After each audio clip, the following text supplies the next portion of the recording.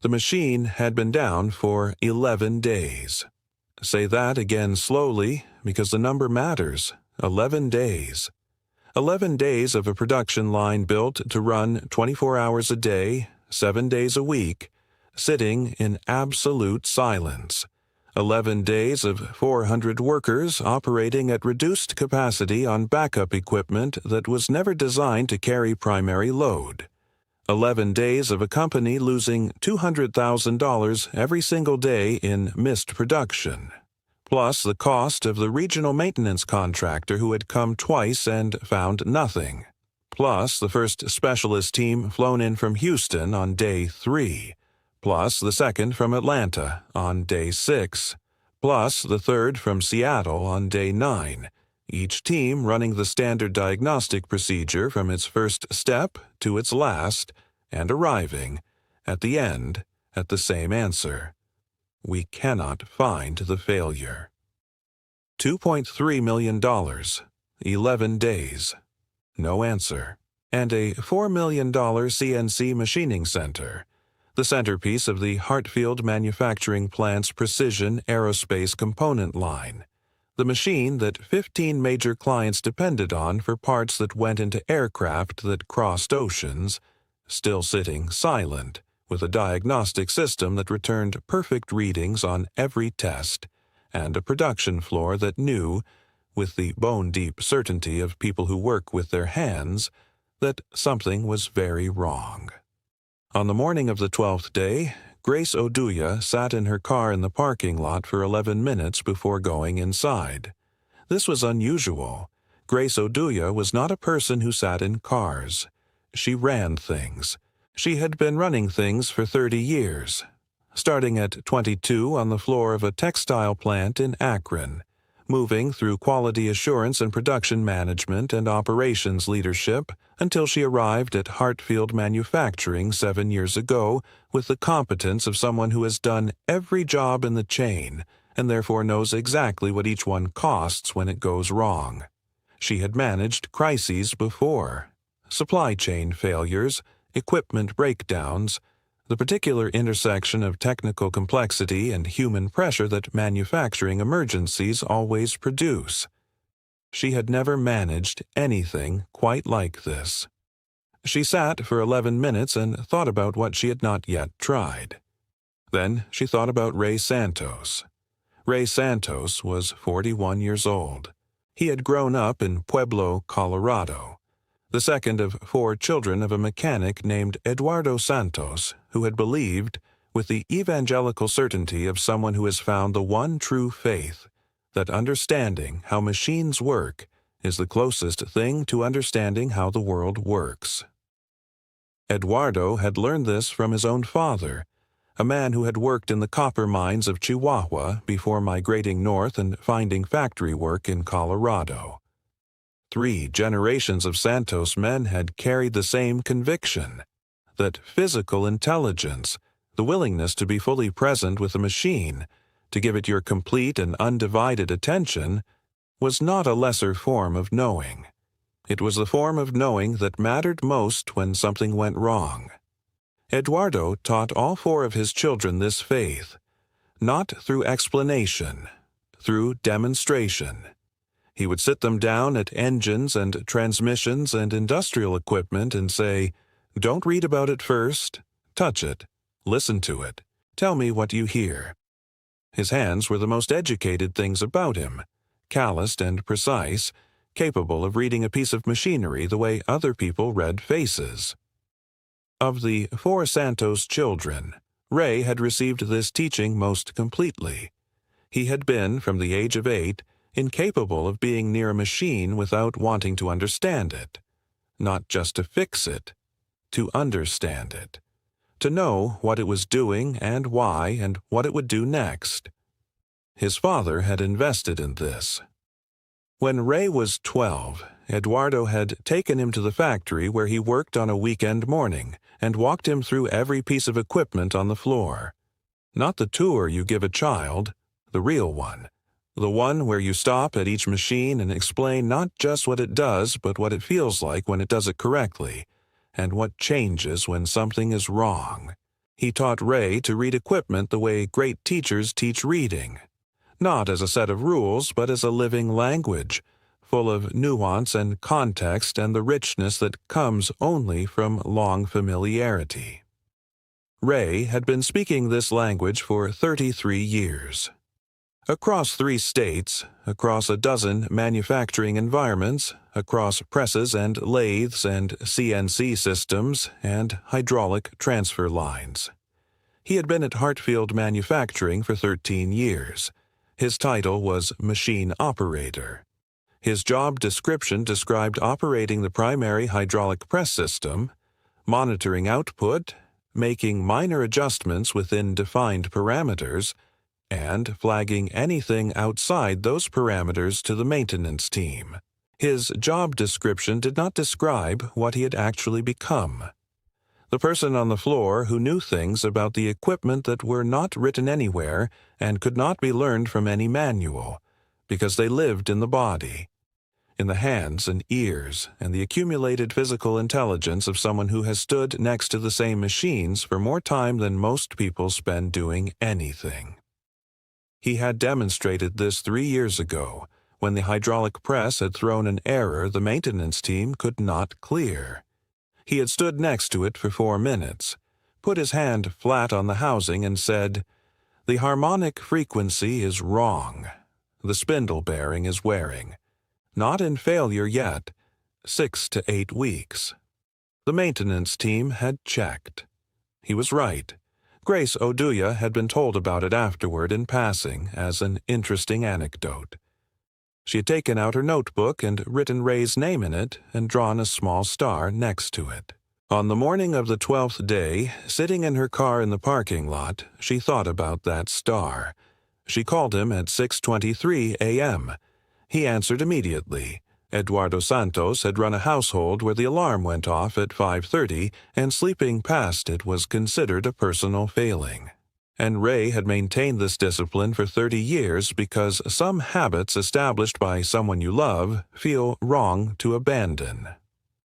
Ray, it is Grace Oduya, plant manager. Miss Oduya, I need to ask you something, and I want you to understand there is no pressure and no obligation. Would you be willing to come in and look at the CNC center? He paused, not surprised, but considering. I am not a maintenance engineer, Ray said. I know, Grace said. I have 3 specialist teams who are. They have been here for 9 days. The machine is still down. A longer pause. My daughter has a soccer game this morning, Ray said. It ends at 10. I can be there by 10:30. Take the whole morning, Grace said. I will see you at 10:30. Ray arrived at 10:33 a.m. in a truck with a cracked windshield and a canvas bag over his shoulder. Sophia was beside him in her soccer uniform, shin guards still on because they had come straight from the game.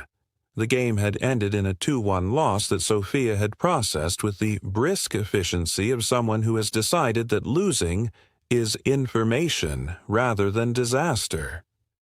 By the time they reached the plant, she had moved on to a detailed interrogation of what exactly was wrong with the machine and why 4 teams of experts had been unable to find it.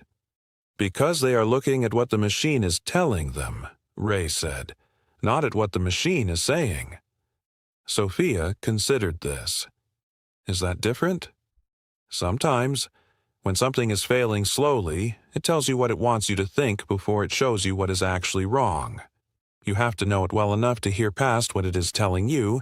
Sophia accepted this the way she accepted most things her father told her about machines, completely and without requiring it to make more sense than it already made.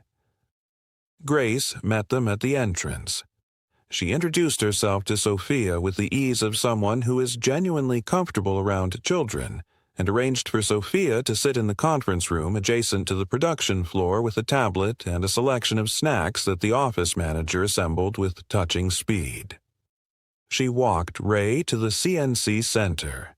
The machine stood in the center of its bay, large, enclosed, technically complex, surrounded by the quiet of equipment stopped for too long.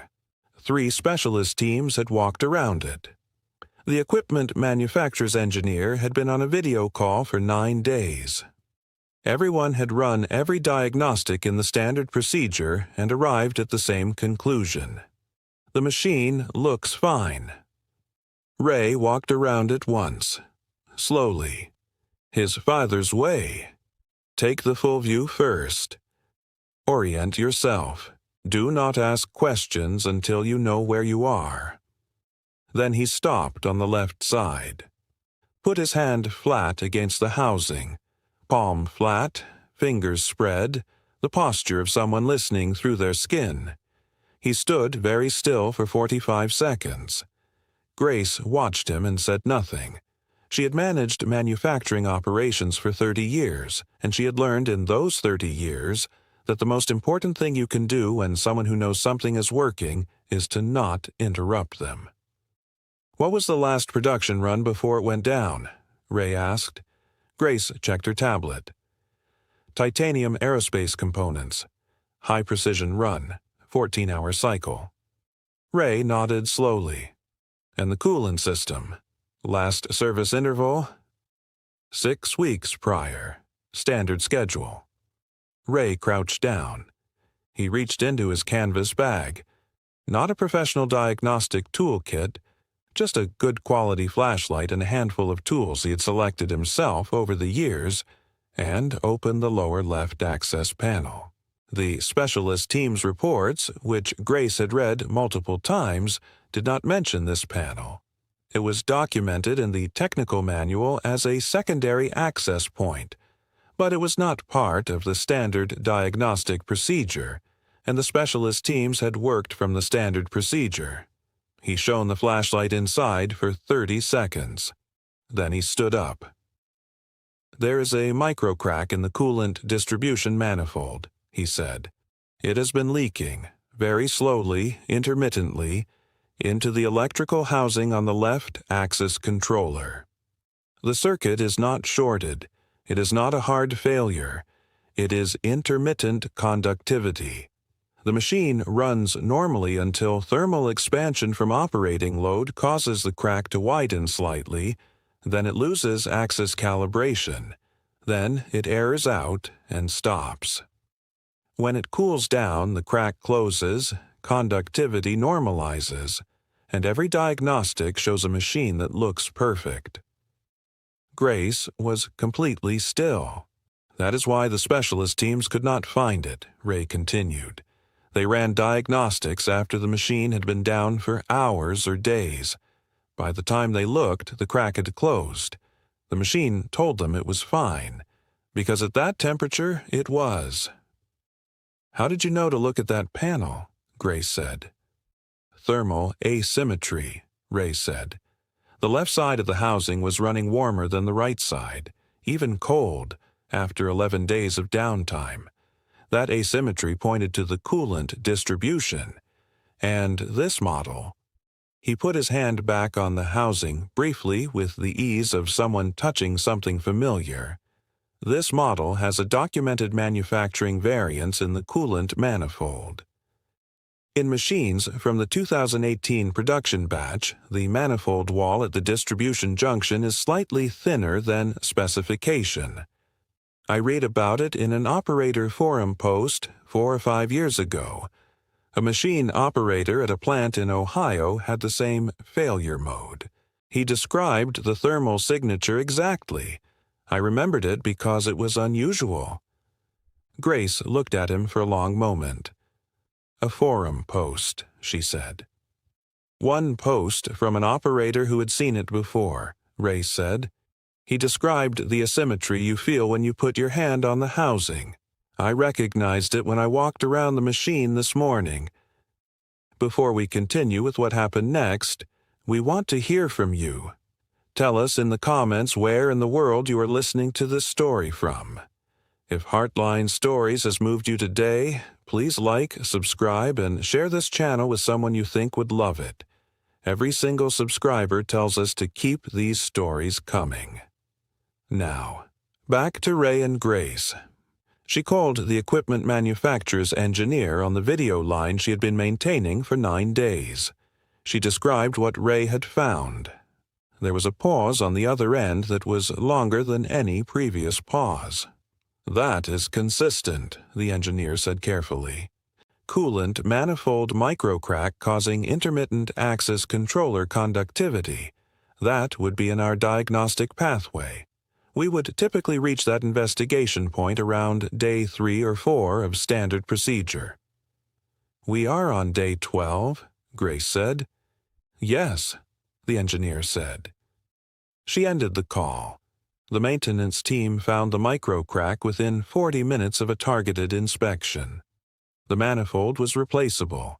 There was a spare in the parts inventory, ordered 18 months ago as a standard precaution, sitting in its original manufacturer's packaging. The replacement took 3 hours, conducted by the maintenance engineer with Ray working alongside him the entire time, explaining each step with the patience of someone who has been teaching through demonstration for his entire adult life. The CNC center came back online at 3:47 p.m. Grace stood at the window of her office and watched the production line restart, the machining arms moving with their precise, calibrated purpose, the cooling system running cleanly, the axis controllers returning the readings they were supposed to return. She watched 200 workers on the primary line resume the work that paid their bills and supported their families. The specific relief of a person who has been staring at a problem for 11 days and has finally seen it clearly is not quite joy. It is the deep exhale of something that has been held too long. She went downstairs. She found Ray in the conference room with Sophia. The tablet had been abandoned. Sophia was examining a piece of titanium swarf that one of the floor technicians had given her, turning it in the light, describing what she saw with the precise vocabulary of a child who has grown up around someone who pays close attention to things. "It is warm," Sophia said, "even though it has been sitting here. Residual thermal energy from the machining process," Ray said with the ease of a man who has been explaining technical things to a child since she was old enough to ask. "Oh," Sophia said. She turned it again in the light. "I am keeping this." She placed it in her jacket pocket with the certainty of someone who has made an irreversible decision. Grace sat down across from them. "Ray," she said, "what do I owe you?" He looked at her steadily. "I am on salary. It was a Saturday, time and a half." "That is not what I mean," Grace said. "This machine has been down for 11 days. The cost of that downtime, plus 3 specialist teams, plus the emergency support contract, we are past $2 million. You found the problem in approximately 4 hours from arrival to diagnosis. What I am asking is what you want me to do about that difference." Ray was quiet for a moment. He looked at Sophia, who had stopped examining the titanium swarf and was now watching her father with the focused attention of a child who understands that something important is happening. "My daughter," Ray said, "is going to want to go to college in 10 years. I make $32 an hour. The senior maintenance engineer makes $54. He held Grace's eyes. "I would like that gap to close." Grace looked at him, then at Sophia, who was watching her father with an expression that Grace recognized immediately. The expression of a child watching someone they love ask for something they deserve, and doing it with the dignity of someone who does not expect charity but will not refuse what is fair. "Come to my office Monday morning," Grace said.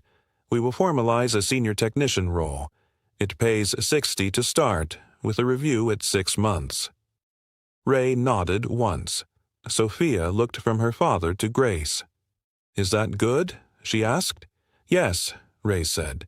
He put his hand on her head, gently, with the careful attention his father had taught him, the attention of someone who knows the value of what they are touching.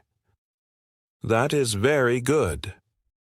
The promotion was formalized on Monday morning. Within 3 months, Ray had developed a structured diagnostic protocol for the CNC system and the hydraulic press line, built not from the standard manufacturer's procedure, but from 28 years of operator-level knowledge about how these machines actually behave under real production conditions. The maintenance team adopted it. Unplanned downtime on both systems dropped by 41% in the first quarter. Within 18 months, the protocol had expanded into a full operator knowledge capture program, Grace's initiative built on Ray's framework, that systematically documented what floor operators knew about the equipment they worked with. The things not in any manual. The things that lived in people's hands and memories, and the specific accumulated intelligence of workers who had spent years standing next to the same machines. A trade publication ran a piece on the program. They called it Operator Intelligence. Ray was quoted. He said, "The machine tells you everything. You just have to be willing to listen to the people who have learned to hear it." He read the article once. Then he put it on the refrigerator at Sophia's insistence, next to her math test with the perfect score and the drawing she had made of the titanium swarf that now sat on her desk at home in a small glass dish she had found specifically for it. Sophia told her class that her father had been in a magazine. Her teacher asked what he did. Sophia said, "He fixes machines that nobody else can fix." Her teacher said that was impressive. Sophia said, "He listens to them. That is the part nobody else does." Her teacher wrote it in the end-of-year newsletter with Sophia's permission. Ray found out about the newsletter when it came home in Sophia's backpack. He read it standing at the kitchen counter, still in his work clothes. He read it twice. He thought about his father, about the factory in Pueblo on a Saturday morning, 33 years ago. A man with educated hands walking his son through a floor full of machines and teaching him the most important thing. Not how to fix them, but how to listen to them. He folded the newsletter carefully and put it in his wallet, next to the photograph of Eduardo Santos that had been there for 11 years. If this story moved you, if it reminded you of someone who carries knowledge that the world has not yet thought to ask for, please share it with them today. And if you have a story of your own, a moment when the thing you knew quietly turned out to be everything, we want to hear it. Write to us at HeartLine Stories or @gmail.com. Every heart has a story worth telling. This is HeartLine Stories, where yours matters.